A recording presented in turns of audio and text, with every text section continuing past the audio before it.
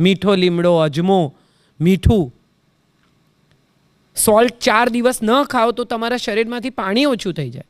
Sugar, everything that we eat is a part of our basic need of the body.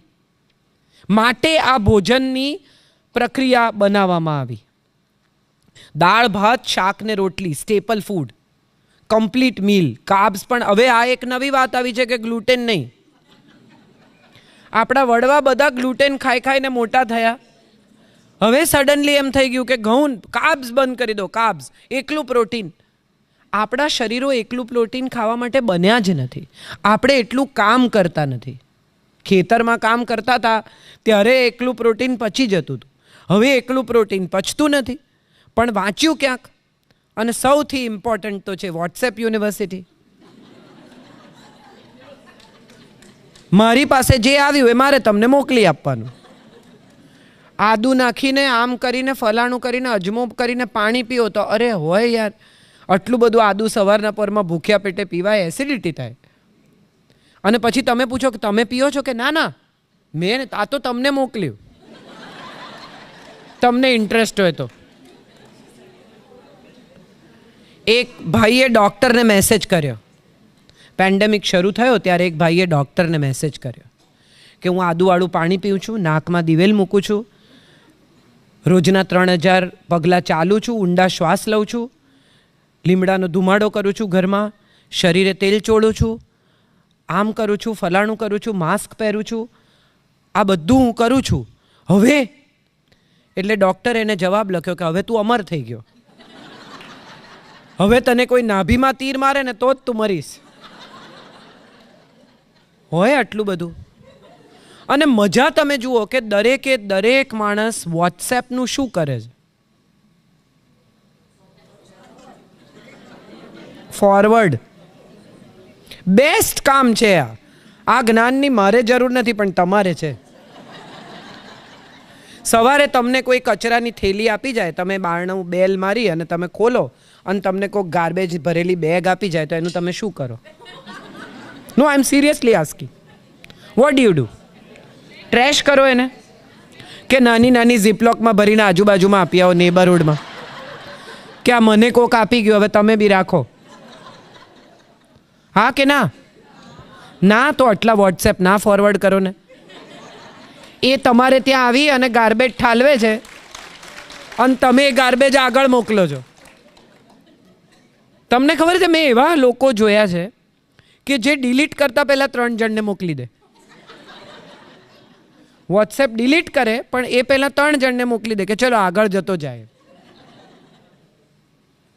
Social media, આપણને લાગે છે social media smart life છે. તમે નથી જોયું? અભિષેકના ને ઐશ્વર્યાના તો છૂટાછેડા થવાના છે. આપણે કેટલા ટકા? અમારે હમણાં થોડા દિવસ પહેલાં હું એટલી બધી થાકેલી અને ક્યાંકથી પાછી આવતી હતી અને એક હાઈવેના ઢાબા પર જમવા બેઠી અને મારા ડ્રાઈવર હતા મારી સાથે ને એક 8-10 સ્ત્રીઓનું એક ગ્રુપ હતું જે લોકો ક્યાંકથી આવતા જતા હશે, આઈ એમ શ્યોર. બધા બેઠા હતા, એ લોકો બી જમતા હતા અને એ સ્ત્રીઓ વાત કરે કે તમે જોયું ફિલ્મફેરમાં રેખાજીએ ડાન્સ કર્યો? કોઈ કહે નહીં 65 યર્સ કે બચ્ચન સાહેબ નહોતા ને. એટલે ત્રીજા બેને કહ્યું કે એ તો એ લોકો વચ્ચે વાત થઈ જ ગઈ હોય. હે અલી, હજી ચાલે છે? હાસ તો એઝ ઇફ જાણે રેખાજી રોજ એને ફોન કરતા હોય એટલા આત્મવિશ્વાસ સાથે એણે કહ્યું હાસ તો. હવે આ હસતો ક્યાંથી આવ્યો એ તો મને સમજાવો. વાત શું હતી તો કે 65 વર્ષની ઉંમરે સ્ત્રી અદ્ભુત કપડાં પહેરી એવું શરીર જાળવી શકે છે, હજી સુંદર નૃત્ય કરી શકે છે, એટલી જ રૂપાળી લાગે છે, આ વાત હતી. એને બદલે બચ્ચન સાહેબ ના આયા, હજી ચાલે છે. ક્યાંથી ક્યાં આપણે પ્રવાસ કરીએ છીએ. અને મજા એ છે કે કેટલા બધા રીલ આવે, કેટલા બધા મેસેજ આવે, કેટલું બધું યુટ્યુબ આવે, જોવું તો બધું પડે. થોડા લોકો યંગ છોકરાઓ બેસીને તાપણું કરતા હતા અમિતભાઈ ઠંડીના દિવસો અમદાવાદમાં, અને ત્યાં નીચે બધું સળગાવેલું ને બેસીને તાપણું કરે. એવામાં 2 છોકરાઓ મોટરસાઇકલ પર આવ્યા અને આવીને પૂછ્યું કે મુકેશ કોનું નામ છે? એટલે એક છોકરો ઊભો થયો કે મારું. એને એટલો બધો માર્યો અને પેલા 2 જણા જતા રહ્યા. એટલે બાકીના જે બેઠા હતા એમણે કહ્યું કે અલા તારું નામ મુકેશ તો છે નહીં, તો તે કેમ કહ્યું કે તારું નામ મુકેશ છે? તો કે મુકેશનું શું કામ હતું એ જાણવું તો પડે ને.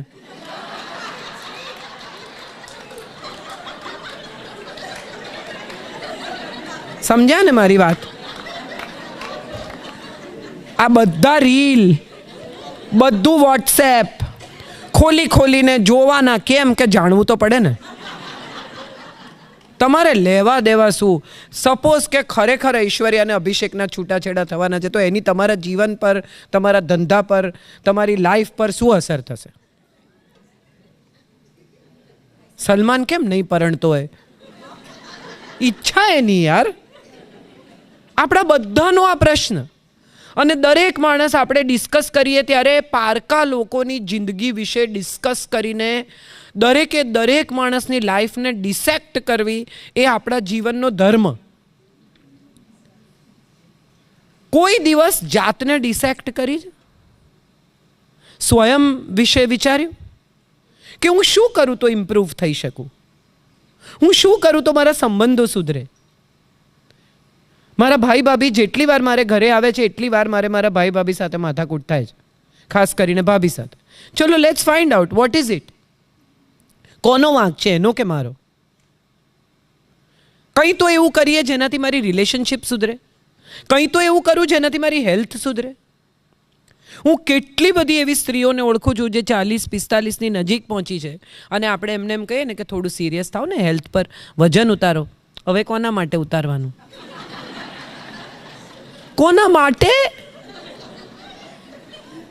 એટલે એનો અર્થ એમ થયો કે તમને કોક જોવે, તમારા વખાણ કરે તો જ તમારું વજન ઉતારેલું કામનું, બાકી નહીં. તમારી પોતાની હેલ્થ, તમારું પોતાનું સ્વાસ્થ્ય, it's not important for you? Don't you want to look good in the mirror? Don't you want to feel good within? We have never bothered about it. We have never thought about it. We have never given importance to ourselves. આપણી સંસ્કૃતિ કહે છે અહમ બ્રહ્માસ્મિ, હું સ્વયં બ્રહ્મા છું. યથા પિંડે તથા બ્રહ્માંડે, જે જીવમાં છે એ બ્રહ્માંડમાં છે. એ જ 5 તત્વ જે મારી અંદર છે એ જ 5 તત્વ કુદરતમાં છે. એકોસ્યમ બહુસ્યામી, હું એક છું અનેક થાઉં, એમ કરીને સર્જનહારે સર્જન કર્યું છે. એનો અર્થ એમ થયો કે આપણી અંદર પણ એ તેજનો અંશ છે. એ તેજ, એ આત્મા, એ જીવ, જે કંઈ તમે ગણો છો, એને સાચવવો, એને પુષ્ટ કરવો, એને સારા વિચારો આપવા, એને વધુ સારું ઘર આપવું. બોડી વાસાંસી જીર્ણાની યથા વિહાય નવની શરીરાણી નવોપરાણી. ગીતા કહે છે કે જેમ શરીર, કપડાં જૂના થાય અને આપણે કાઢી નાખીએ, એવી રીતે શરીર જૂનું થાય તો આત્મા છોડી દે છે. પણ તમે આત્માને જોયો છે કોઈએ? મેં નથી જોયો. તો એનો અર્થ એમ થયો કે આપણે શું ઓળખીએ છીએ? શરીર. આ ઘર છે, આ અસ્તિત્વ છે. એ અસ્તિત્વને સાચવવું, એને વધુ પુષ્ટ કરવું, એને વધુ સારી રીતે જીવાડવું. જેટલો સમય આપણે આ પૃથ્વી ઉપર છીએ એટલો સમય આપણા અસ્તિત્વનું જે કામ છે એ કરવું, એ આપણી સંસ્કૃતિ છે. કેટલા